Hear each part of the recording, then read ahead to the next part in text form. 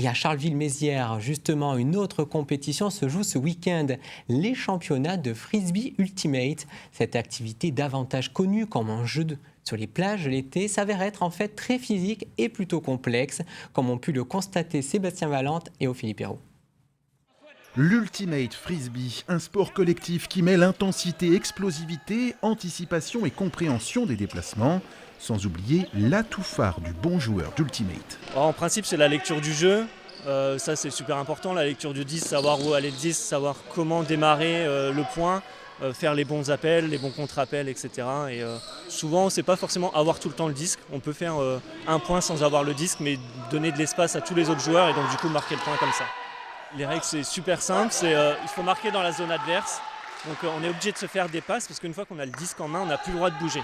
Des matchs de 30 minutes ou 13 points gagnants. L'objectif est d'amener le disque dans la zone d'en-but adverse, une sorte de football américain, mais sans les contacts.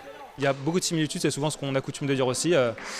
Foot américain avec un frisbee à la place du ballon, mais effectivement sans les gros plaquages, sans les gros contacts. Ce qui permet de jouer en mixité, en différence de gabarit, sans protection. Donc ça facilite aussi.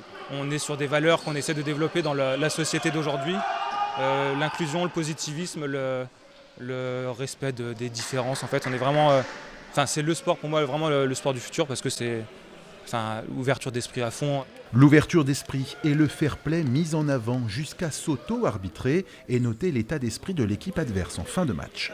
Il n'y a pas d'arbitre, même dans les championnats du monde, il n'y a pas d'arbitre, c'est de l'auto-arbitrage. Donc c'est nous qui jugeons s'il y a une faute ou pas. Et souvent on appelle la faute et après on discute avec le joueur sur l'adverse, savoir s'il y a faute ou pas. On peut même se faire aider par notre capitaine Spirit ou alors des gens de l'extérieur qui sont sur le bord du terrain.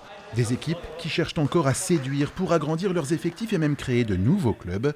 Une discipline sportive décidément en pleine expansion.